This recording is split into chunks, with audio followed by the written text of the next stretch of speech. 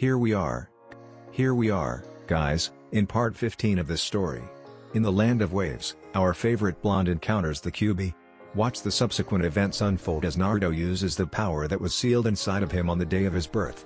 Please remember to like, subscribe, and share with your friends. Now, let's begin. It was a relatively quiet day. The receptionist at the hospital was busy enjoying her tea that she was sipping, but nothing else. The biggest event that had happened in the past day was the admittance of one Hinata Hokage with multiple knife wounds. However, nothing was too serious and the doctors were able to patch her up with relative ease. The only worry was what would a certain head of the Hokage clan say when he found his daughter had been admitted to the hospital, that and the orange blur that was quickly rushing towards the hospital. "Hinata. Which room?" asked a frantic Naruto, as he practically burst the doors down. The receptionist simply pointed down the hall and told Naruto in room 107. Without saying anything else, Naruto bolted off towards Hinata's room. "I apologize for him," said Hiyashi, coming into the hospital lobby only seconds after Naruto arrived. He took off the same direction as the orange blur. He had just returned from some clan business that was out of town and had just gotten the news on Hinata's hospitalization. Unlike Naruto though, he was trained not to freak out like that, at least until he knew what had happened. Following closely behind Hiyashi was Kurama and the rest of Team 8, including a dreading Kiba. Hinata was sitting in her bed, trying her best to relax. Everything hurt. She had been healed and she would be out of the hospital in a day or two, but still her entire body was even sorer than it had ever been. What was really bothering her was what her father would say, seeing her like this. "Hinata." She was sure she could hear Naruto's voice coming from the hallway.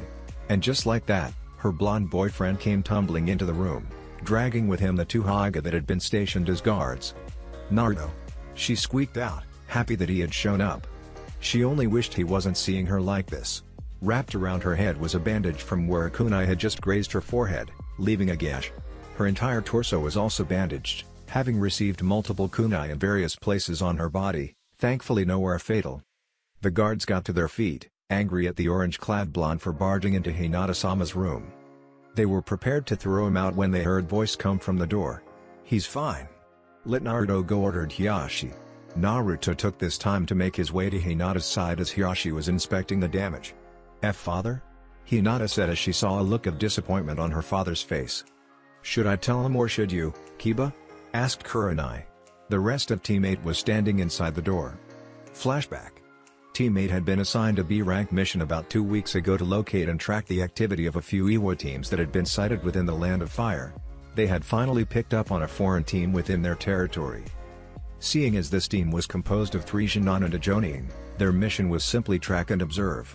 However, missions like these always earned a rank of B or higher as there was a very good chance of enemy confrontation should the tracking team be noticed. The normal result being that the enemy ninjas would pick up on their location and try to lure their pursuers into some kind of trap. Team 8 had been following a team of Iwa Chunin for the past 4 days, not moving, but simply observing. Their actions were not provocative in a fashion, but it never hurt to keep an eye on them. Ahead, one of the Iwa ninja, who was most likely a sensory type, picked up on their tails. The rest of the team nodded as they altered their direction only slightly. An experienced tracker team would have noticed this slight deviation and would have their suspicions. However, Team 8 was still considered young, despite having 3 of the village's best in terms of tracking. They had the skill and the potential to be great at what they did, they just needed the experience. The Iwa team came to a halt and it appeared as if they had set up camp for the night. Shino had a few of his insects monitor the situation with the Iwa ninja as Team 8 also set up their own camp, about a half a mile away from the Iwa. This distance was standard, not close enough to be detected, but close enough to be able to keep an eye on the Iwa ninja as it was well within Hinata's range for her Byakugan and the same went for Kiba's nose. Speaking of Kiba, for the past week, he had been distracted due to some of the more recent actions between his teammate and a particular blonde member of his class. For Kiba, it started just a little after the Chunin exams. It was around this time when he felt some strange desire for his lavender-haired teammate. This was actually normal in the Inuzuka clan as their lifestyle and even their development mimicked canines in a way. And Kiba was starting to reach that age. Of course, being on the same team as Hinata only served to make his familiarity with her stronger and the canine-like attributes that were present in the Inuzuka clan began to take hold of him, if only slightly. In short, he was beginning to see the young Hokage heiress as a potential mate in the future. Now, Kiba was fully aware of Hinata's feeling towards Naruto. In fact, just about everyone in the village, except Naruto, was aware of the young Hokage's feelings. To Kiba, this was fine as he would work to weaken those feelings and strengthen any feelings she may have towards him. At least this would work so long as Naruto remained completely oblivious to Hinata.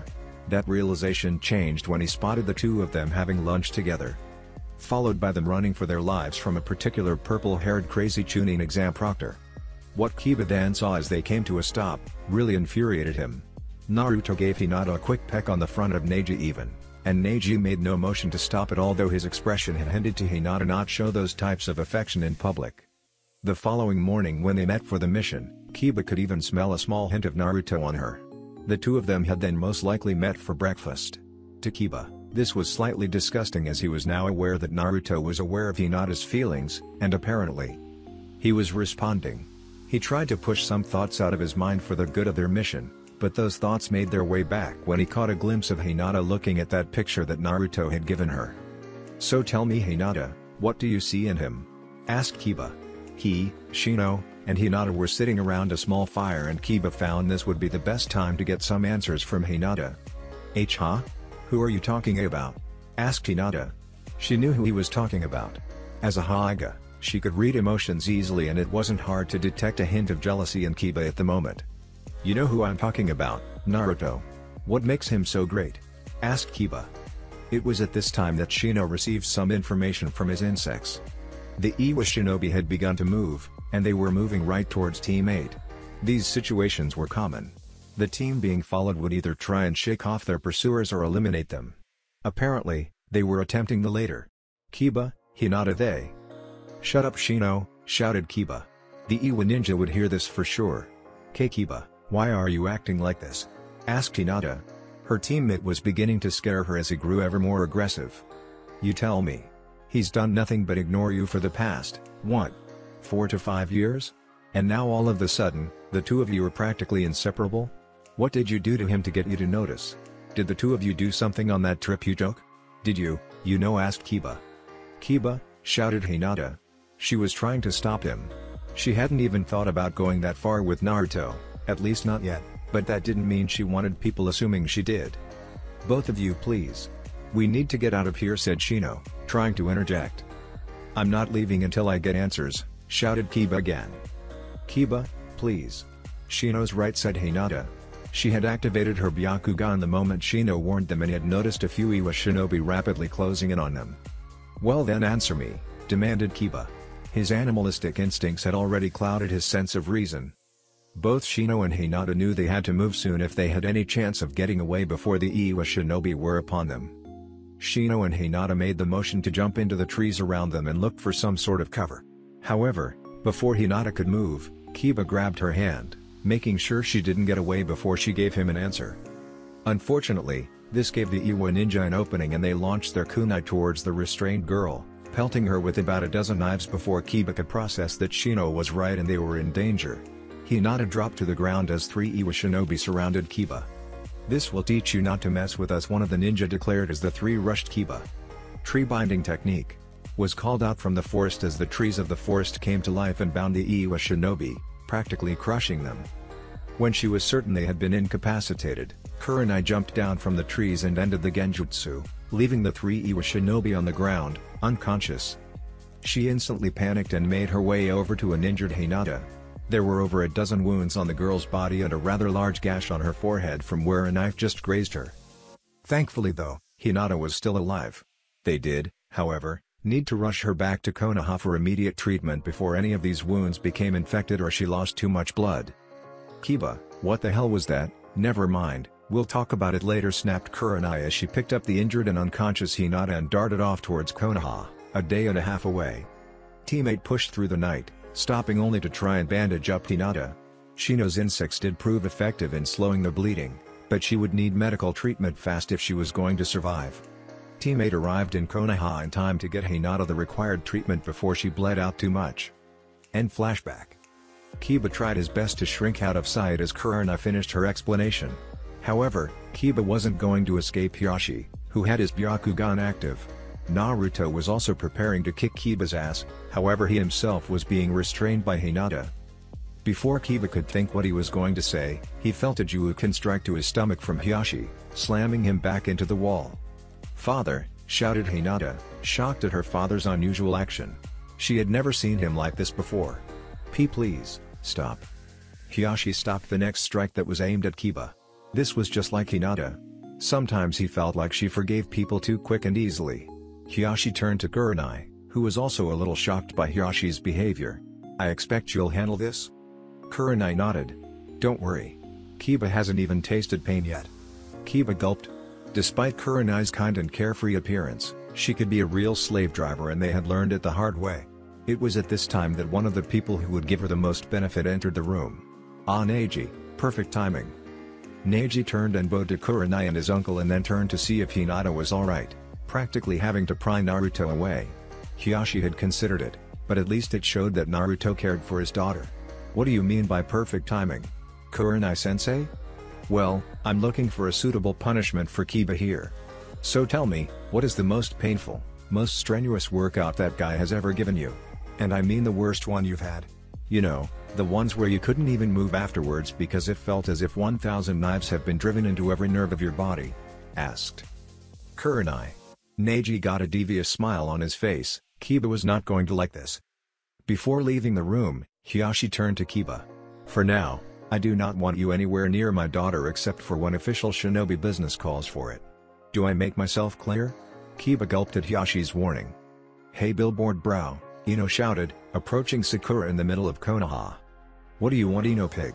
snorted Sakura in protest to Ino's billboard brow comment. The two butted heads for a moment, but the reason why Ino had sought out Sakura in the first place came to her. "I just got back from a mission, but guess what I found out prior to leaving?" said Ino. Sakura listened in, knowing that Ino was probably the biggest gossip queen in Konoha. "No," gasped Sakura, not believing what Ino was saying. "Are you sure this was Naruto?" "Yeah, I mean who else has blonde hair and wears a bright orange jumpsuit that can be seen from Kumagakaru?" said Ino. Sakura admitted Ino had a point there. "But are you sure they are together?" asked Sakura. "I mean I saw them kiss and Naruto mentioned that he would take her out on a date. It must be just recently that they started going out," said Ino. "I even heard Naruto say something about taking her on a fist date, which must mean that they've only started seeing each other." Suddenly, it came to Sakura. "Ino, we have to help them," she said. "What? Why?" responded Ino. "This is Naruto we are talking about. Where do you think he would take Hinata on a first date?" said Sakura. The answer came to Ino almost instantly: ramen. "You're right. It's our responsibility to make sure the two of them stay together. That way, Naruto won't get in the way of me going out with Sasuke," declared Ino. "What do you mean you going out with Sasuke? He's obviously going to go out with me, Ino pig," retorted Sakura. "Bah, who would want to go out with you and that gigantic forehead?" argued Ino. "Ino pig. Billboard brow." A few more minutes of the two going at each other's neck and they finally came to an agreement. They would help Naruto to ensure that he was with Hinata. They did this for two reasons.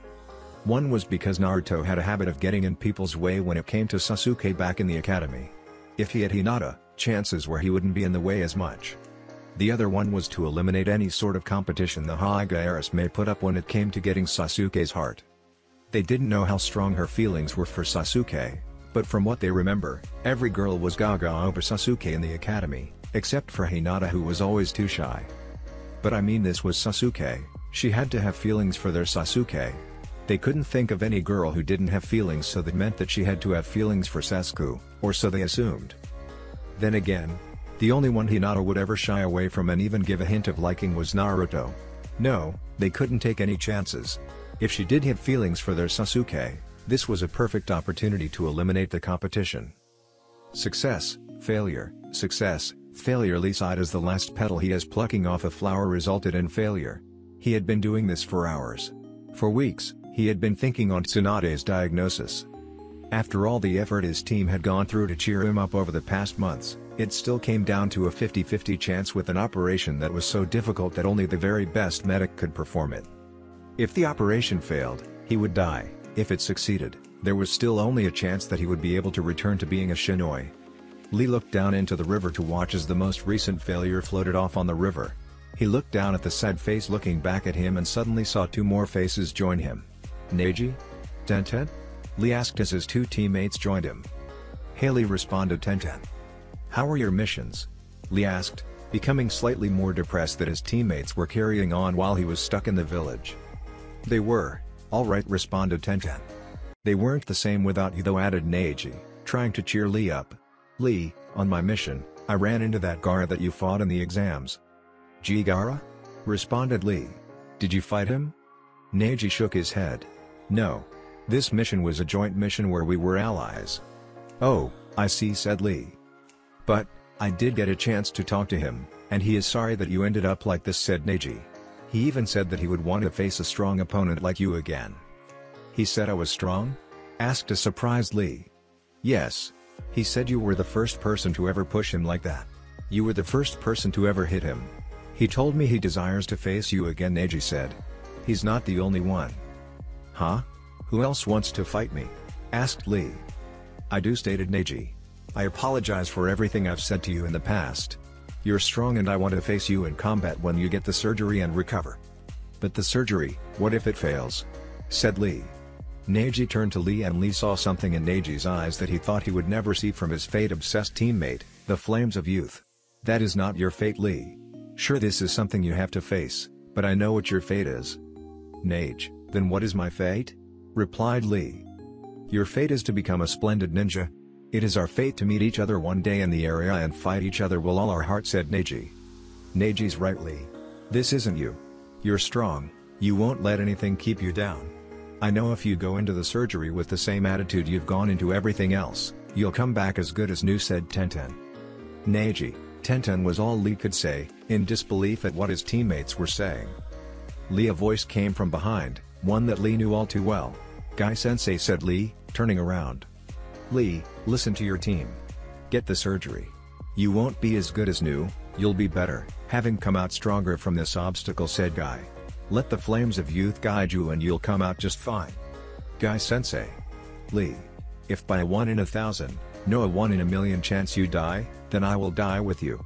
It has been my dream to mold you into a splendid ninja and I will never give up on that. You were meant to be a splendid ninja and you shall be one said Guy. Guy-sensei. Lee. Lee began to tear up a little. Guy-sensei. Lee. The two embraced on the bridge to the backdrop of an ocean sunset. Guy looked up at the two remaining members of Team Guy. Neji. Fine, but just this once Neji said to himself as Guy started to stare him into submission. Guy-sensei, Lee. Tenten, shouted Lee. Tenten smiled. Lee.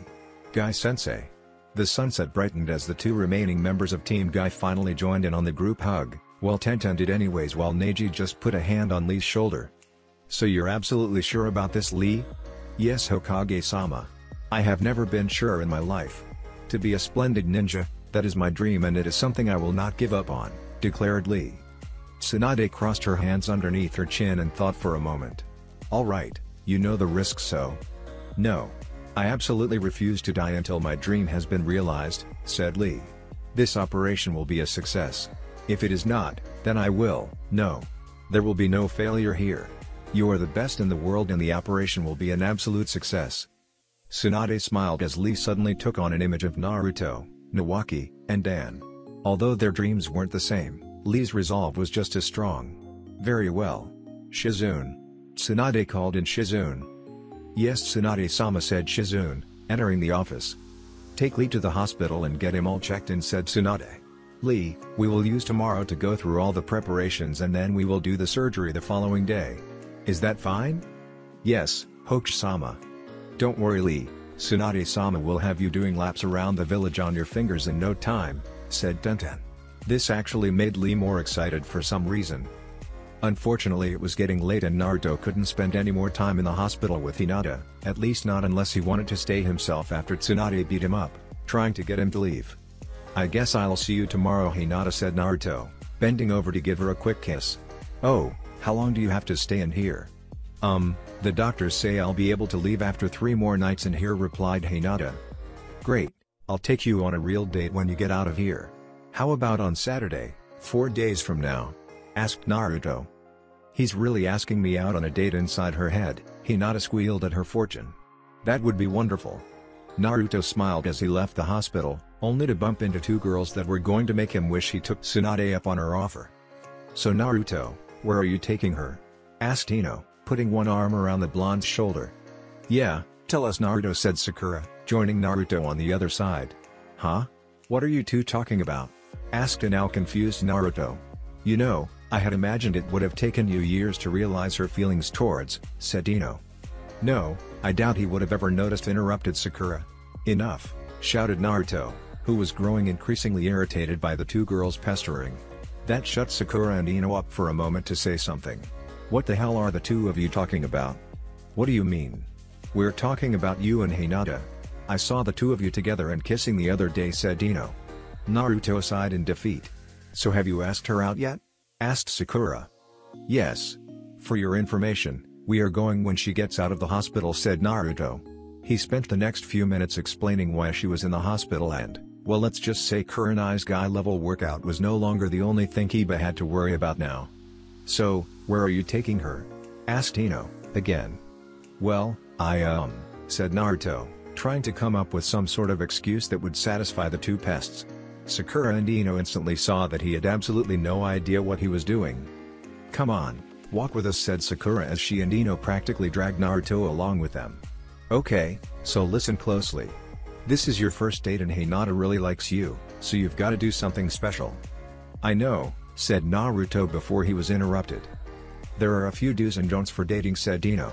"First, you must treat her like an absolute gentleman. Not only is she the heiress to a big clan in Konoha, but, speaking of which, how the hell did the two of you end up together?" Naruto sighed. He definitely should have taken Tsunade up on her offer and gotten himself beat up, just so he could spend a night in the hospital.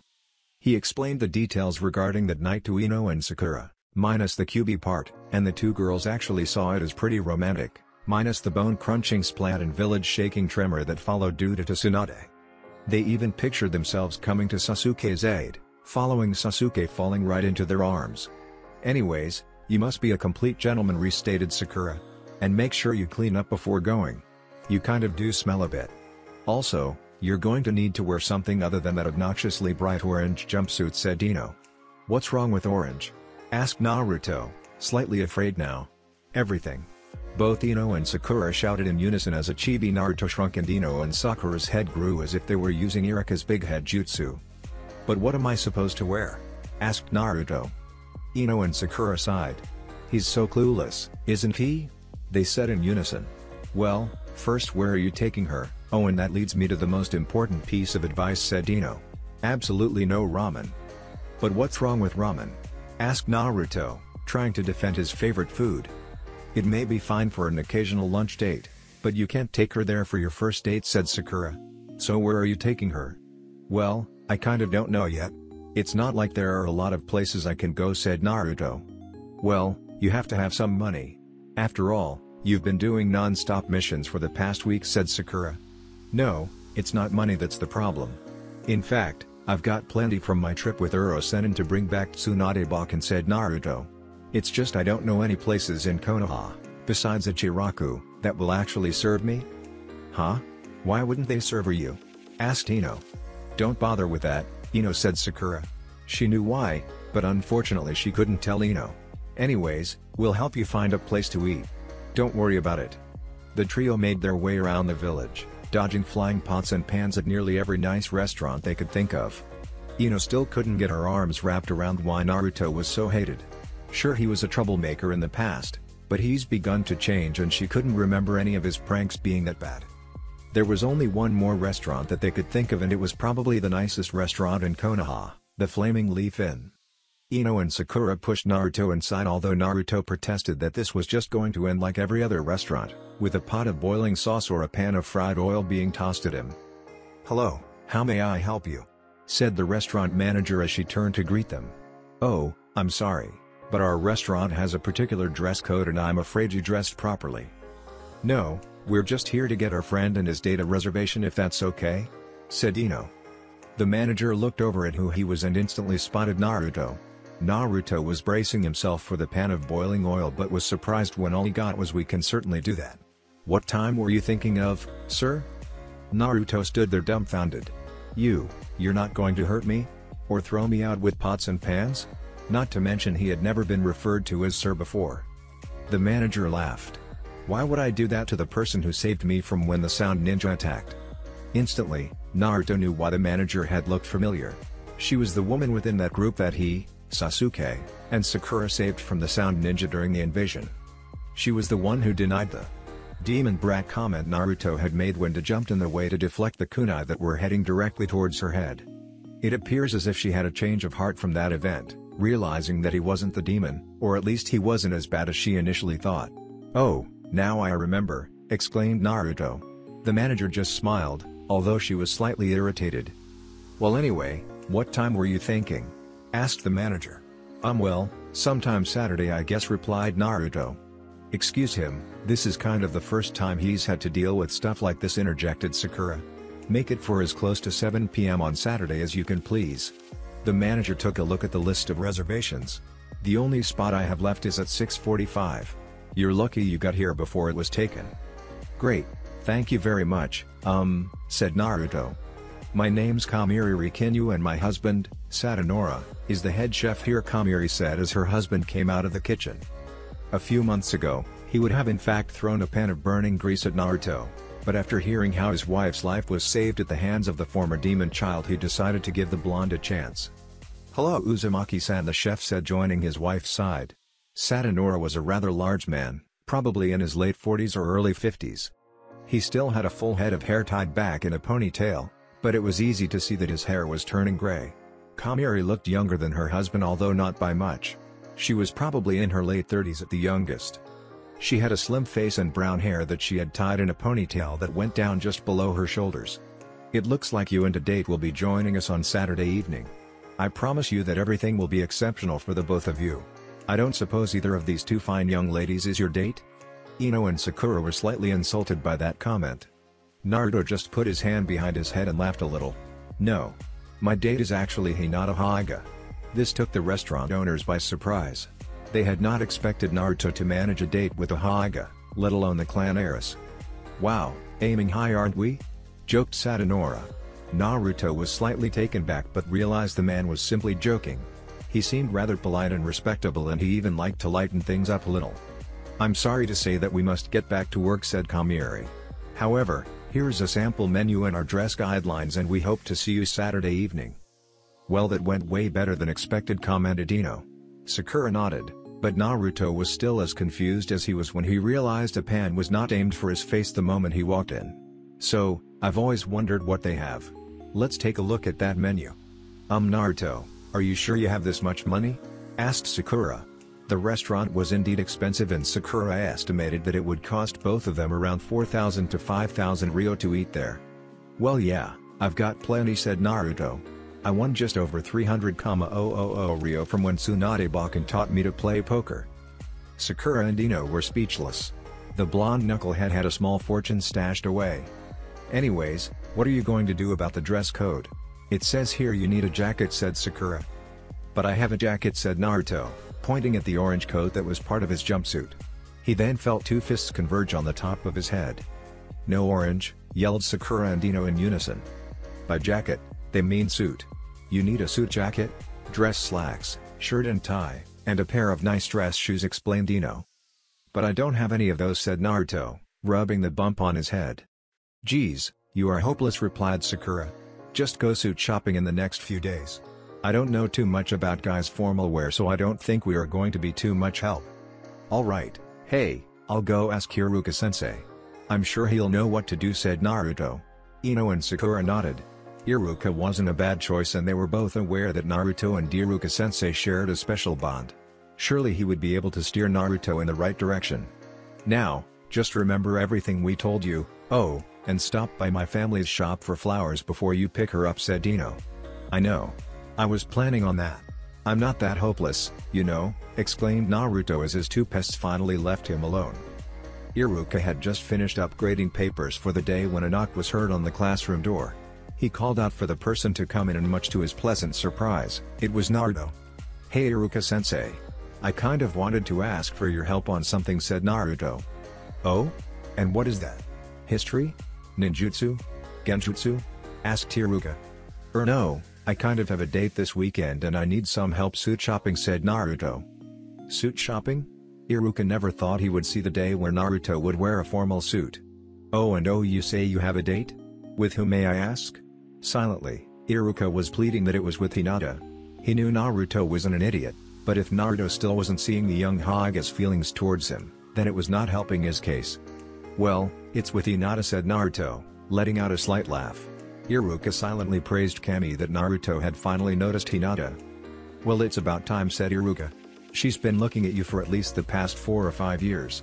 Please don't remind me, Iruka-sensei, said Naruto. Again, Iruka let out a slight laugh. Okay, just give me a few minutes to finish up here and I'll help you. Why don't you go out to the yard? I think Konohamaru is there practicing with shuriken. Maybe you can give him a few pointers. Naruto proceeded out to the yard and there was Konohamaru, unfortunately with Ebisu, practicing his shuriken throwing. Hey boss, shouted Konohamaru, noticing Naruto. Hey Konohamaru, shuriken practice, huh? Responded Naruto. Yep, replied Konohamaru. Hey boss, you've been a ninja for a few months now. You've gotta know a cool jutsu or two, can you show me? Naruto took this as a time to show off. Yeah, and actually, I've got just the jutsu for you. Stand back. Naruto pulled 2 shuriken out of his holster and aimed for the training post. He threw them and made a quick seal. Shuriken Shadow Clone Jutsu. Suddenly, the 2 shuriken became 100 and the post was bombarded with a shower of metal. Konohamaru's eyes lit up and Ebisu was cursing Naruto. That was amazing, boss, you know Grandpa's technique, shouted Konohamaru. Hey, can you teach it to me? Naruto laughed at the young ninja-to-be. I could, but you have to know the Shadow Clone Jutsu. Naruto was instantly shut up by Ebisu. Honorable grandson, while those jutsu certainly are impressive, they require one to hone the basics to perfection. After all, no one is taught the Shadow Clone Jutsu while they're in the academy. In fact, ninja are not taught it until they are Jonin, explained Ebisu. I knew the Shadow Clone Jutsu before I graduated, said Naruto. Shut it, you, said Ebisu. It was too late and the damage had been done. Wow. Really? Can you please teach me, boss? Begged Konohamaru. Yeah, I'll teach you one of these days, I promise, said Naruto, receiving a death glare from Ebisu. However, before Ebisu could start strangling the blonde, Iruka exited the building and he and Naruto left to go find Naruto a suit. The afternoon was much like the previous day when Naruto went looking for restaurants.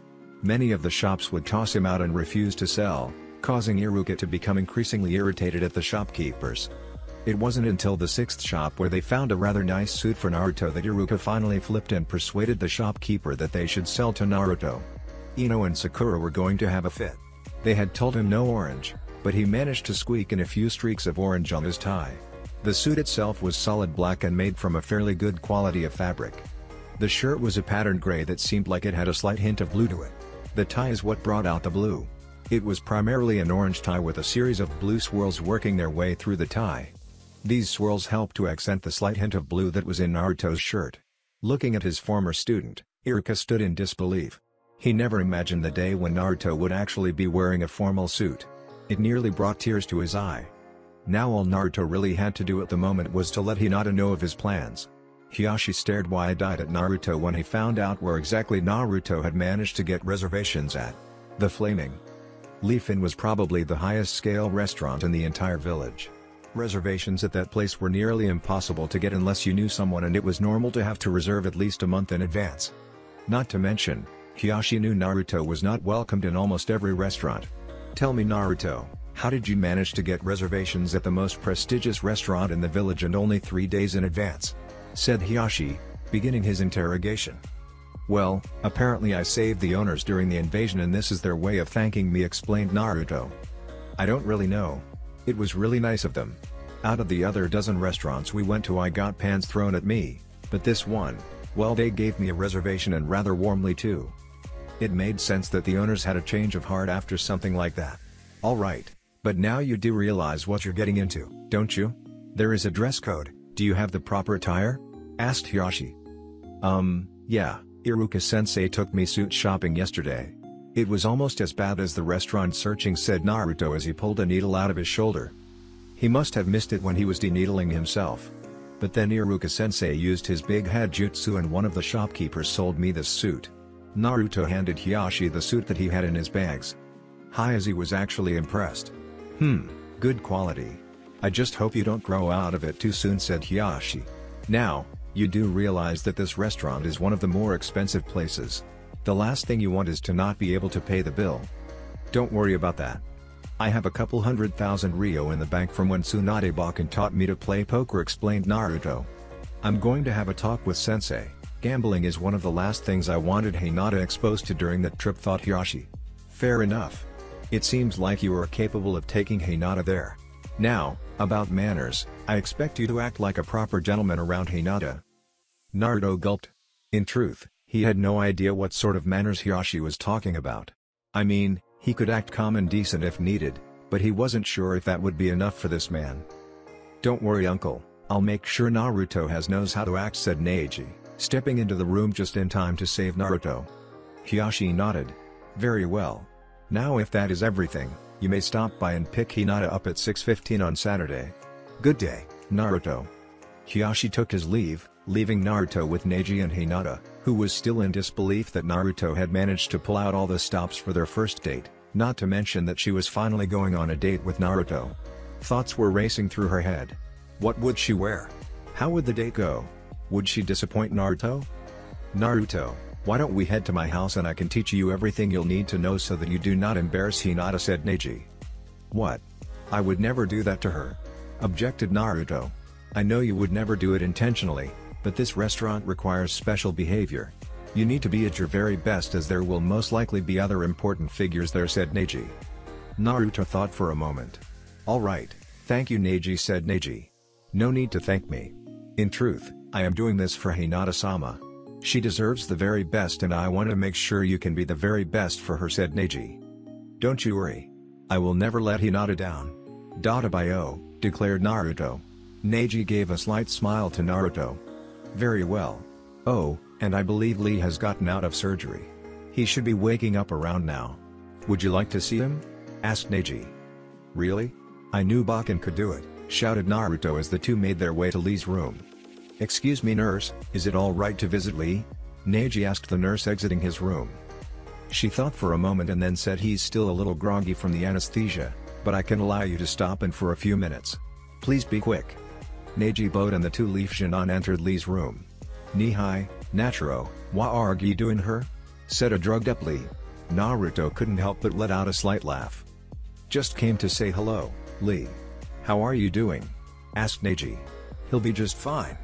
The surgery went better than I had initially thought and he may even be back to training in the next month or so, depending on how therapy went, said Tsunade, stepping into the room. Bakken, shouted Naruto.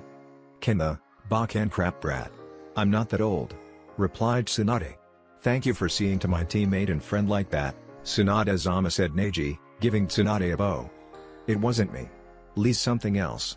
It's like he practically forced the surgery to be an absolute success, said Tsunade. She had to admit that Lee's resolve was rivaled only by Naruto's, if not greater. Nihai, Naruto, I walk off, I said Lee, trying to get out of bed. Stay, ordered Tsunade, scaring Lee back into the bed. You're still in no condition to fight, let alone train. You've got at least a month or two of therapy ahead of you before I'm even going to let you within a mile of Guy. Don't worry, Lee, I'll fight you as soon as you're ready, I promise, said Naruto, giving Lee the nice guy pose. As will one and one look forward to it, said Neji. After failing to bring back Tsunade to heal his arms and practically being beat to a pulp in the process, Orochimaru decided to take on a new body. It was been nearly 2 weeks since then and Orochimaru has finally adjusted to the new body. How is that new body suiting you, Orochimaru-sama? Asked Kabuto. It's fine. Different than what I expected, but it will do at least until I get my hands on my next body, said Orochimaru. You're talking about Sasuke Uchiha, aren't you? Asked Kabuto. Yes.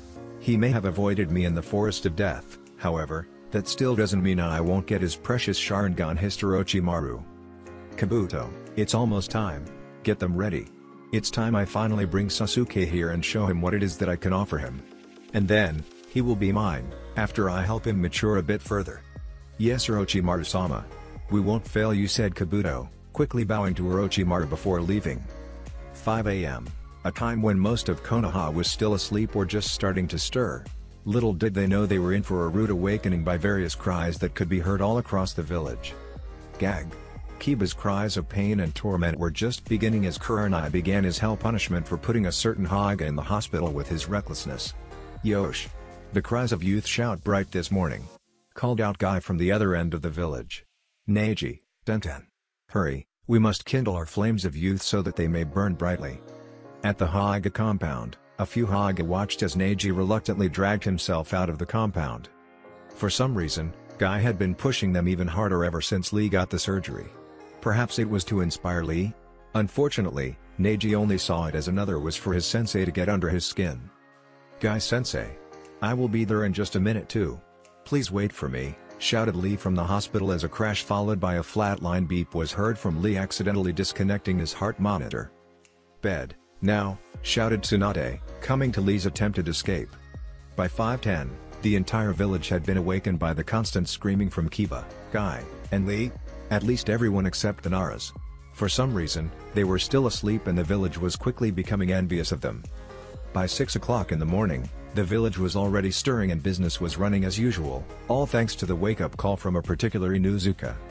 Speaking of said Inuzuka, he had just finished up with the 50 laps around the village that Kurenai had assigned him to do and his legs felt like someone had taken their claws and shredded the muscles in his legs to pieces, 50 times over. Get up! Kurenai ordered Kiba, who was trying to catch his breath in the few seconds he had after completing the 50th lap. At this time, Neji and Tenten came running past Kiba. Poor puppy. Is that all you can take? Taunted Tenten. Neji, how many more laps do we have? I honestly lost count after 100, replied Neji. Kiba couldn't believe it, 100 laps and they were barely breaking a sweat. What the hell has Guy been doing to his team? Kiba struggled to his feet, only for Kurenai to shove him back into the ground. I said, get up. She ordered. Kiba struggled to his feet again only for Kurenai to throw him back again. How can I get up if you won't let me? Demanded Kiba as he grew more irritated with each attempt. I don't know, why don't you ask Hinata? Oh wait, you didn't let her get away when there were a dozen kunai sailing towards her. Maybe I should strap one to the bottom of my boot and see how you like it. Kiba cringed and instantly bolted to his feet and moved away from Kurenai. He had never seen her like this and he was not willing to see just how far she would go. Good, now follow me. She ordered. Kiba groaned but did as he told. Why are we here? Asked Kiba as the two came to the edge of a place Kiba didn't want to see in a long time, the Forest of Death. Strip.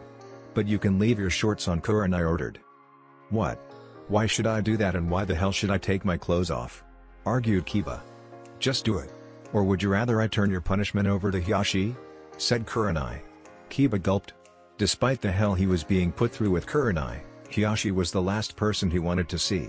Ah, perfect timing, Anko. Kiba looked up to see another person he was really wishing he didn't see, Anko.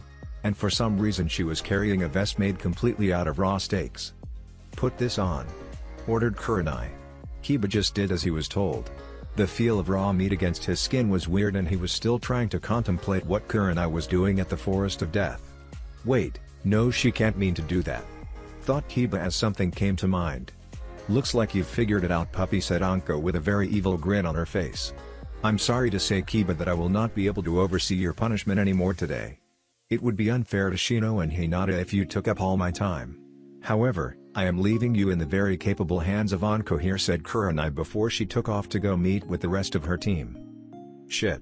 Anko was one of the few people he would have wanted to be left with. In truth, he would rather take Hiyashi over Anko. While it was hell, he could handle Kurenai, but Anko, she was just pure insane. Alright, puppy, you've got until 8 p.m. this evening. Get going. Ordered Anko. What? What the hell am I supposed to do? Asked a confused Kiba. Why isn't it obvious? Asked Anko, getting a very dark and sinister look on her face. Survive. Inside the forest here, there are all kinds of beasts and creatures who will find you as a tasty little treat. You are to survive until 8 o'clock tonight. Oh, and I suggest you don't stop running. Anko threw Kiba into the forest before locking the gate on him. Before he knew it, there were countless sets of eyes staring at him from the forest, all of them with a lustful glare at him as they sized up their next meal. Kiba took off running, his legs still burning hotter than the sun as he began the fight for his very life. Anko couldn't help but laugh at the puppy's misfortune. Even though she was going to be stuck here all day, At least she had some form of entertainment and a bag full of dango. "Ya egg!" was heard all across the village. "Ah, music to my ears," said Kurama, taking in Kiba's screams of pure terror and agony. Kakashi had assembled his team for a training session that they were long due. It was a few weeks late, but Kakashi had finally got Sakura and Sasuke the next set of jutsu that he had promised them. Sasuke's was a lightning-style jutsu entitled Raiden, Thunder Roar. This was a low B-rank technique that could be used at mid-ranged. It sent a blast of electricity, shaped like a lion's head, at the target, giving them a severe shock and temporarily paralyzing them or worse. Sakura's was slightly different than a normal jutsu scroll. Kakashi had been taking notes and realized that Sakura was similar to his old teammate, Rin. Rin was a medical ninja and Kakashi could easily see that Sakura had the potential to become a top-grade medical ninja. All she needed was a push, and he was hoping the book on basic medical ninjutsu would start to pique her interests in the field of medical ninjutsu. "Hey Kakashi-sensei, I don't suppose it would be alright if I take off early," said Naruto. It was getting close to 5 o'clock and he was supposed to pick Hinata up in just over an hour. "And why do you want to do that, Naruto? Got a hot date or something?" replied Kakashi, making an upside-down U with his one eye. Replied Naruto, turning a little red. If he was going to let Naruto go, at the very least, Kakashi would have some fun first. "So who is she, Naruto?" asked Kakashi. "Oh come on Kakashi-sensei, just let him go already." "Tonight's important," said Sakura, trying to help Naruto. The sooner she could solidify Naruto and Hinata's relationship, the sooner she could work on herself and Sasuke.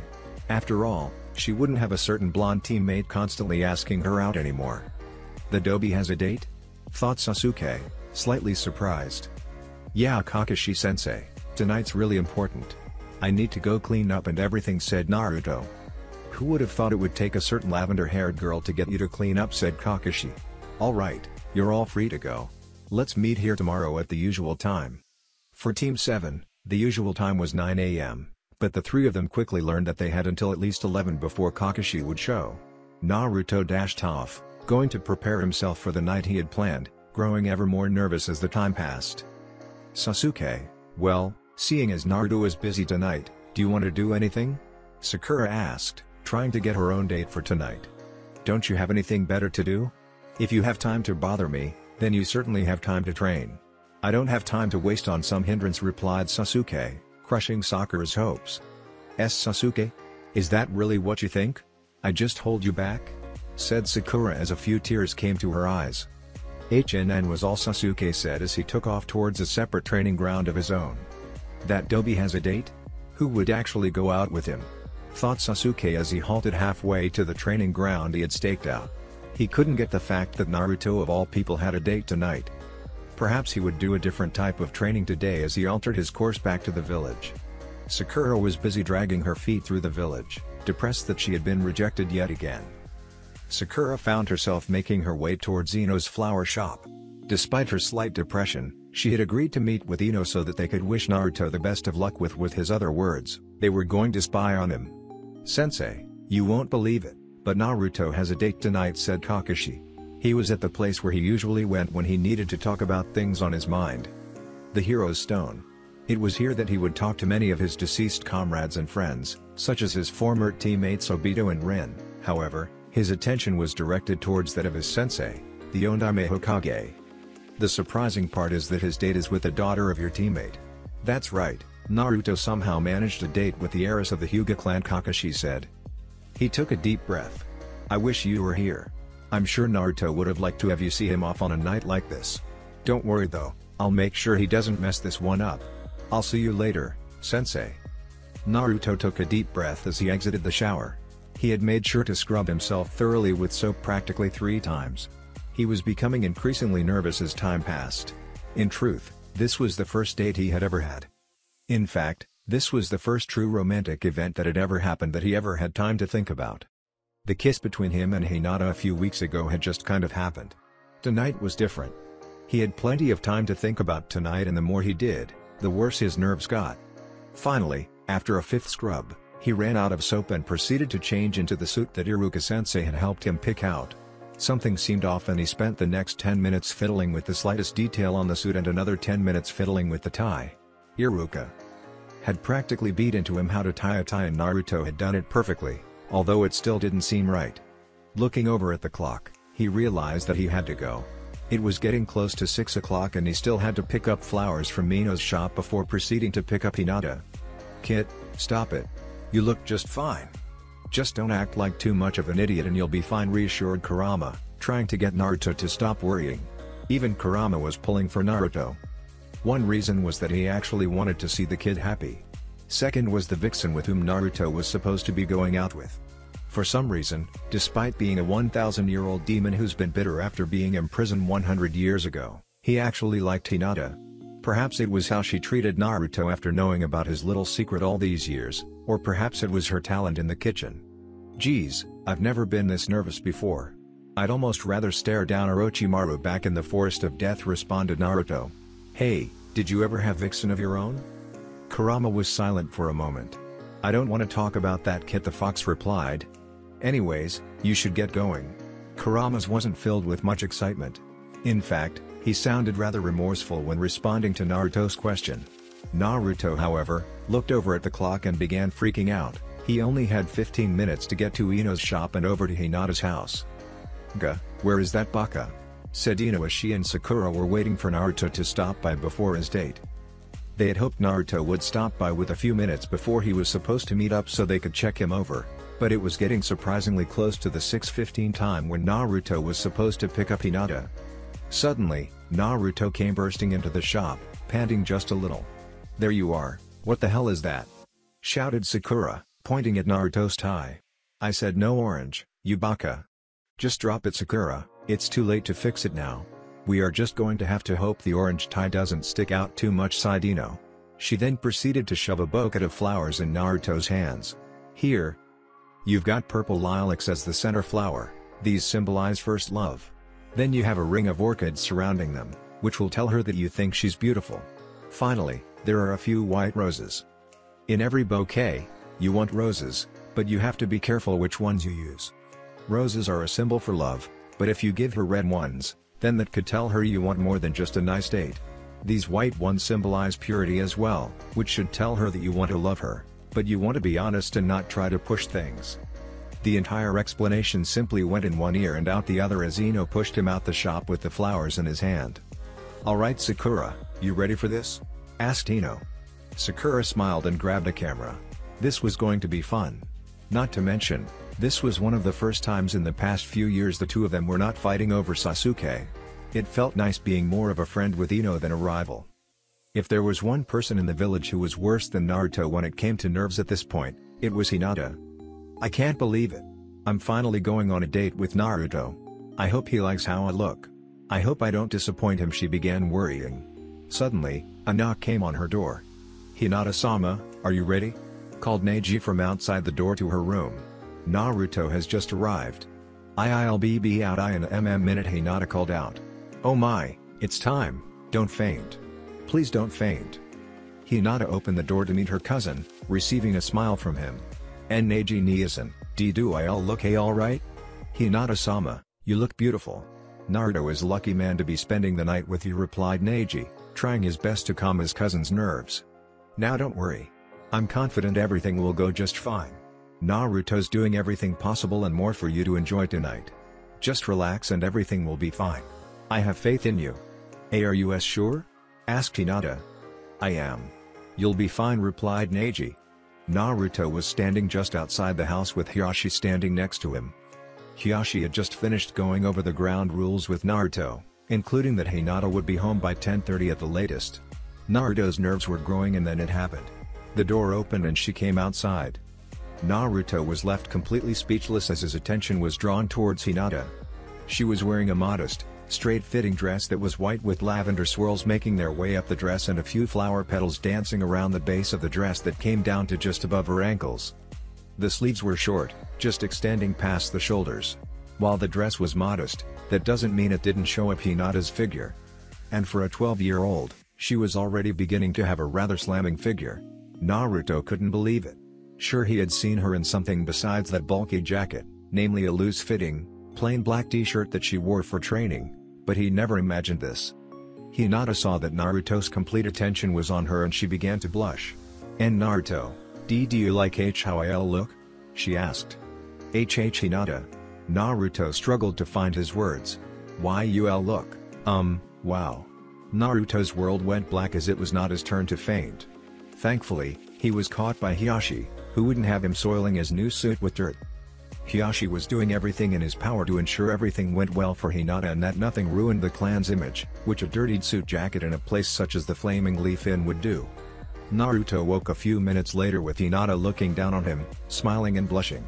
She had gotten her answer when Naruto fainted. Hinata said a slightly weary Naruto. And Naruto, she replied. The two of you should get going. It's nearly 6:20 and your reservation is for 6:30. You can't be late, said Hiashi. Naruto agreed with this and the new couple quickly found themselves at the gate being wished off by Neji, Hiashi, and Hanabi.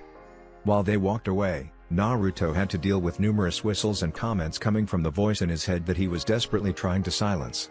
While he wouldn't push it too far tonight, Kurama was still going to have some fun. Oh my, is that really Hinata? I never imagined that's what she was hiding underneath that bulky jacket of hers, commented Sakura as she and Ino looked on from their hiding place. Ino couldn't help but silently agree with Sakura as she also stared on in amazement. It was a good thing they were hooking Hinata up with Naruto, as they soon realized that Hinata actually had the looks and body to compete with them in the Sasuke department. When Naruto and Hinata got out of view, the pair of kunoichi moved to their next spot until they finally came to the Flaming Leaf Inn. Unfortunately, they couldn't get inside as they didn't have a reservation, so they took their station just outside a window that gave them a nice view at the table where Naruto and Hinata were being sat. Oh come on Naruto. Whatever you do, please don't screw this up, said Sakura quietly. Sakura and Ino weren't the only ones there watching this first date unfold. At different viewing points around the restaurant, various shinobi that Naruto and Hinata knew very well took up their stations. Neji and Tenten had met up and were perched on a rooftop that gave them a view of the two. Neji didn't necessarily need a window to see through, but Tenten didn't have X-ray vision bestowed upon her by the Byakugan. Kakashi found his station and so did Kurenai. Hell, even Sasuke had come to get in some special observational and information gathering training. Kuji was with Shikamaru at yet another vantage point.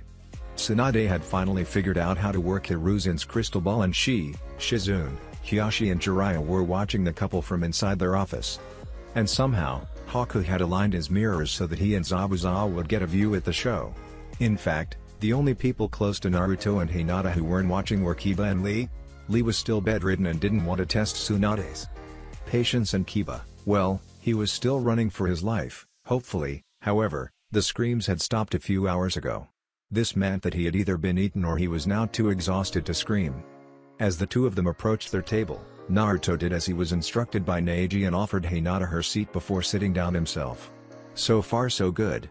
He had made it the first minute without managing to do something embarrassing or idiotic so far.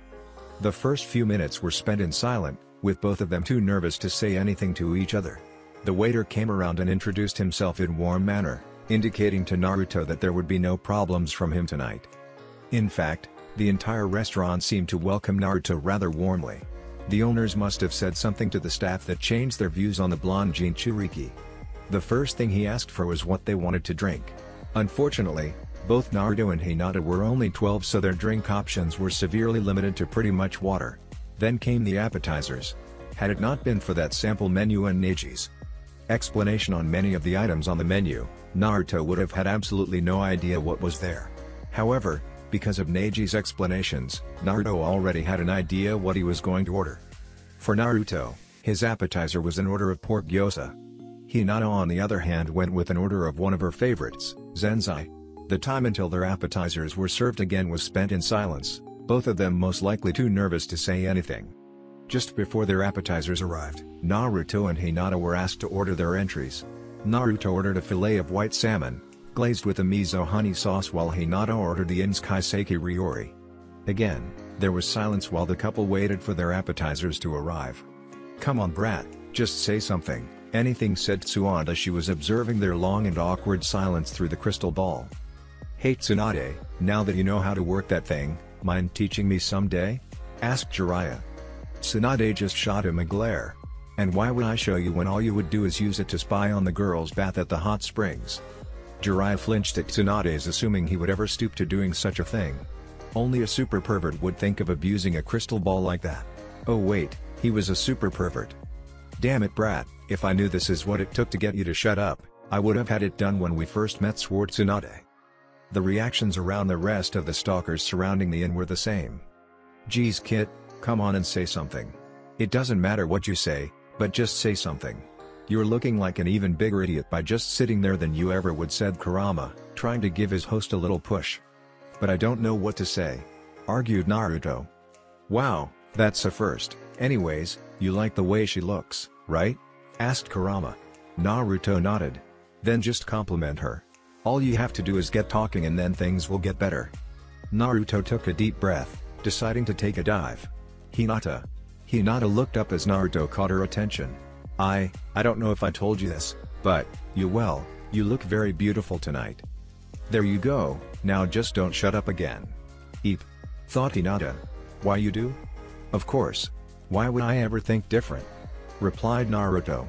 I don't know. Just why you never said anything, said Hinata. Now Naruto knew what Kurama was talking about. Oh that, it's just I'm not used to this sort of thing. You know, being in a fancy restaurant, with a beautiful girl. Hinata blushed slightly, hearing Naruto compliment her. You're doing fine, so far, said Hinata. Naruto kind of took this the wrong way. What do you mean by so far? Questioned Naruto. Although this wasn't anything harsh, as Naruto was beginning to open up and figured he'd try playing around a little. It's just that you kind of have a habit to make things well, said Hinata, playing along. Oh not you too, it's hopeless, said Naruto, putting his head down. But that's why I like you, said Hinata, perking Naruto up a little. You always find a way to brighten things up and find the positive side of even the worst times. Naruto smiled at this. Finally, I was beginning to think that Baka would actually manage to screw things up by simply not doing anything, commented Sakura. Yeah, that would be a first for even Naruto, replied Ino. Finally their food arrived and the two eventually began to share their dinner between one another. Needless to say, they probably enjoyed each other's more, or at least the fact that the other was feeding them. The main entries followed shortly after their appetizers, and dessert was offered to them last. Hinata had mentioned to Naruto that this restaurant was renowned for a different type of dessert known as cheesecake. Needless to say, Naruto was still in the mood for trying something different, and 2 slices of cheesecake were ordered. When they arrived, Naruto quickly snatched up Hinata's slice, actually causing her to protest a little.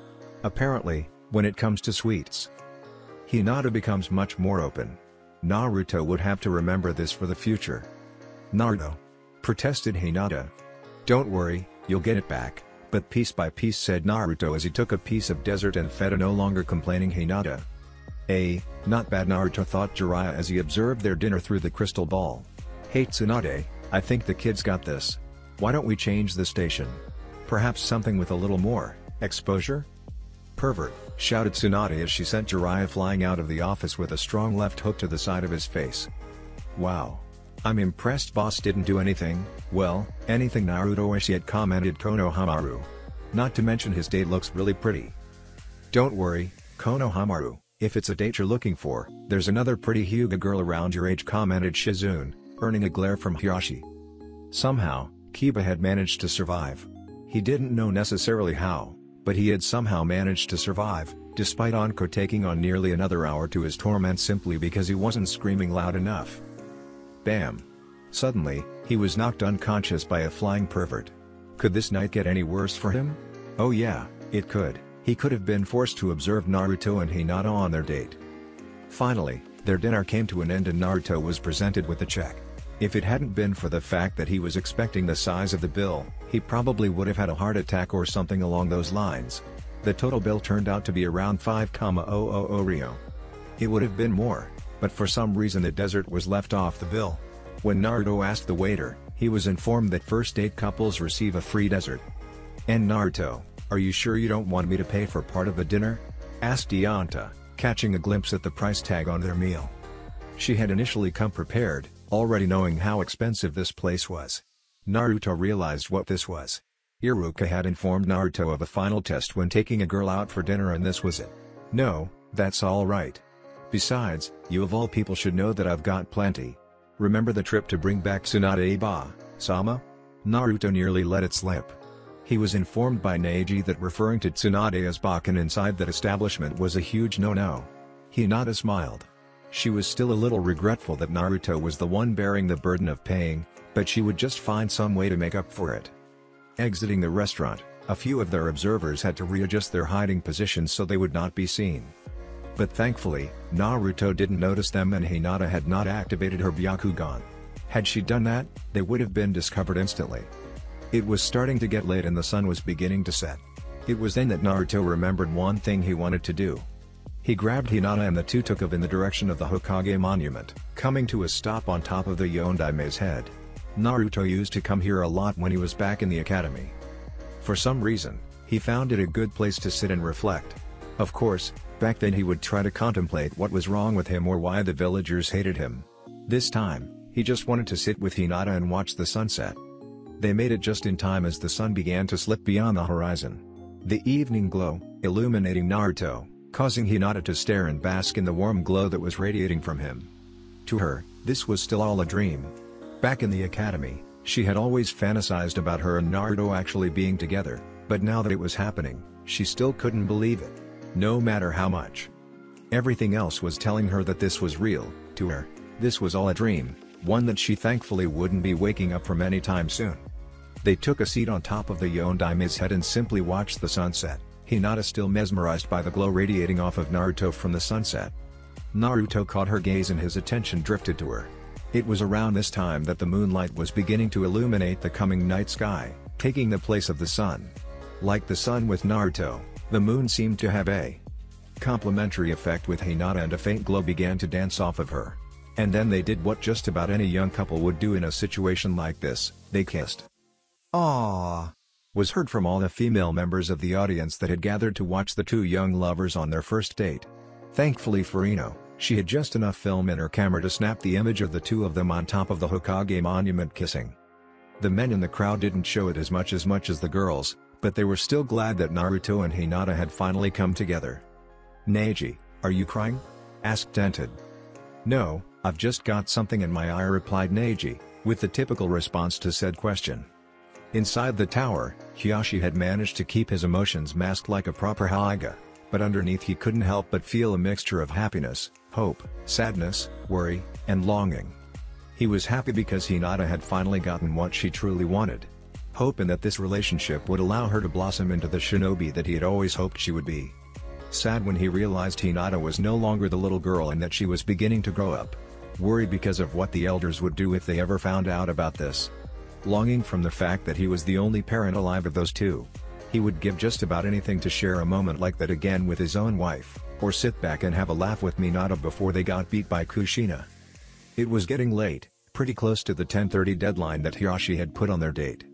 About an hour ago, Hinata had managed to fall asleep in his arms. He hated to wake her, seeing how peaceful she looked, but he knew that if he ever hoped to have a night like this again, he would have to get Hinata home on time. "Don't move," he said to Hinata as she began to stir from his movement. Naruto picked her up bridal style and began to make his way to her home, hopping from rooftop to rooftop. Looking up at him, Hinata couldn't stop blushing. Where did Naruto learn to become romantic in a way? As for Naruto, spending an entire childhood without parents gets you wondering what your parents might have been like. Naruto would spend a lot of time observing younger couples, trying to get a feel for what his parents may have been like. When they stopped on top of one of the taller buildings, all it seemed like Hinata was missing was longer red hair, and this might have just as easily been a repeat scene from the previous generation. Sadly for Hinata, all good things have to come to an end as they approached the Hokage compound. Naruto set Hinata down just out of sight so it wouldn't look like they hadn't been doing anything that Hiyashi might deem inappropriate. "Hinata-sama, it's nice to see you tonight," said Ko as they met him at the gate to the compound. "I hope everything went well?" Hinata smiled, a blush still present on her face. "Everything was wonderful. Thank you, Ko. And thank you, Naruto, for tonight. It was much more than I could ever have hoped for," she said, giving him a quick goodnight kiss. It was Naruto's turn to blush a little. "Good night, Hinata-hime," he said. Hinata's blush darkened at what Naruto had just added onto her name. As Naruto finally left, Hinata finally lost it and she ended up fainting as Ko was forced to carry her into her house. "Not bad, kid. I never imagined you would actually pull it off," joked Kurama as Naruto arrived back at his apartment. "Yeah, although I will say that was the best night I ever had, with the exception of the high society aspect. I could do without that. But Hinata seemed to be okay with it, and it at least showed her father the better side of me, replied Naruto. I just don't want to have to go through the fancy, upscale setting anytime soon. Don't worry about that. I'm sure she won't care where you take her out to next. She would have liked it even if you just took her to get ramen. Then why didn't we just go get ramen? That would have been so much better, asked Naruto. Because of her father and where she comes from. Tonight was to show everyone that you could in fact treat her like a princess. Now that you've done that, it should be smooth sailing from here. Yeah, I hope so. I guess I didn't mind it too much, but going to a restaurant that fancy is not something I want to do every time, commented Naruto. The next morning, Hinata had somehow woke up full of energy as she left to meet with her team for their mission briefings. Last night had been just pure bliss. Despite it ending, she knew there would be more time with Naruto in the future, even if it wasn't on the same scale as last night. She could easily tell Naruto was not comfortable in that restaurant. To be honest, she wasn't comfortable either, at least not until Naruto began talking and playing with her a little. She would rather go to a ramen shop where Naruto is himself than to some fancy, upscale restaurant where Naruto spent half the night too nervous to do anything. Perhaps now that that is over, maybe we can just go on some more normal dates. Oh my, more dates with N and Naruto, eep, thought Hinata. Nearly losing conscience from that though. After a quick breakfast, she left the house, passing Neji and her father in the courtyard. They were getting in a quick spar before Neji had to report in as well. Soon, Neji left, leaving just Hiyashi in the house as Hanabi had been taken to the academy. Hiyashi, there is something we need to discuss, said Moriko as the three Hokage elders approached him. It was this confrontation that Hiyashi had been dreading since last night. We need to discuss the activities of your daughter. Oh? And why do you feel the need to do that? Everything with Hinata is fine, replied Hiyashi. Are you absolutely sure? From what I've seen, she's been spending some time with her, an undesirable person, said Harabi. This caused a vein to bulge in Hiyazi's head. And who might this undesirable person you are referring to be? You know very well who we are referring to, Hiyashi. It's that demon, Naruto Uzumaki, bursted Moriko. Hiyashi, we understand that Hinata is starting to get to that age, but perhaps you should be looking for a more desirable suitor than that thing, said Iroh. While your concern is admirable, I see no reason to forbid my daughter from seeing Naruto. If your sight is even half as good as a normal person, you would see that Hinata's skills have developed considerably in the past few months, and I have reason to believe that Naruto is the main reason, said Hiyashi. Now see here. That thing is nothing but trouble. His heritage is unknown and he is not desirable for this clan. I don't even understand why you let him in here to train with Hinata in the first place, argued Iroh. I have my reasons. Let's just say there is something about Naruto that has caught my attention. Unfortunately, I cannot say why as I am bound by law, but rest assured that my reason is perfectly acceptable. In fact, if I were you, I would start showing Naruto a little more respect, said Hiyashi. Hiyashi. Perhaps we may have been a little hard on the boy in the past, but that still doesn't make up for what he is. He's nothing but a nuisance and a demon. If you will not distance the clan from him or prevent your daughter from seeing him, then we have no choice but to do what's best for the clan and seal her and eject her from the clan, shouted Moriko. Damn, I didn't want to have to use this card just yet, thought Hiyashi. I don't see any of you in a position to make threats right now. First, it was agreed that you would not interfere with Hinata's life until she becomes of age. Second, it has come to my attention that a particular law has been broken when the three of you told my daughter about Naruto's secret. What? How did you? Responded Moriko. I was informed by Hinata and Jiraiya-sama. Regardless of your reasons or the outcome, the three of you broke the Sandame's law, which may I add is punishable by either life imprisonment or death, when you took it upon yourselves to inform Hinata on Naruto's condition. I strongly recommend that you drop this issue if you ever see yourselves anywhere besides a damp prison cell, said Hiyashi. You wouldn't, said Iroh. I would. That law is still in effect and all I have to do is go to the Hokage. As for proof, I'm sure Inoiki would be able to find something that will convict you, and from your reactions, I'm positive he will.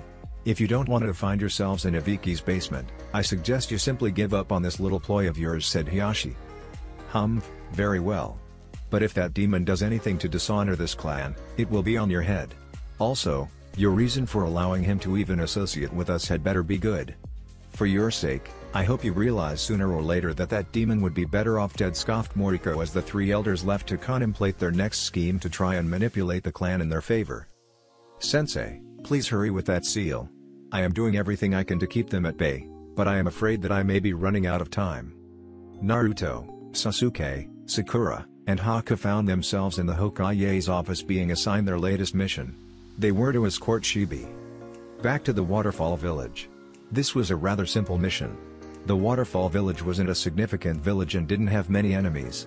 At most, Shinobi had told them to expect nothing more than bandits and low non-level shinobi.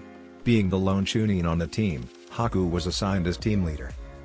The morning after Team 7 departed, Tsunade received an unexpected visit from the head of Konoha's lottery. "Congratulations Tsunade-sama, it appears as if you've won our jackpot of 1,000,000 Rio. That's it for this video. I hope you all enjoyed the video. Don't forget to like the video, subscribe to the channel, and follow me on my other social media accounts. Anime God here, and I'm signing off.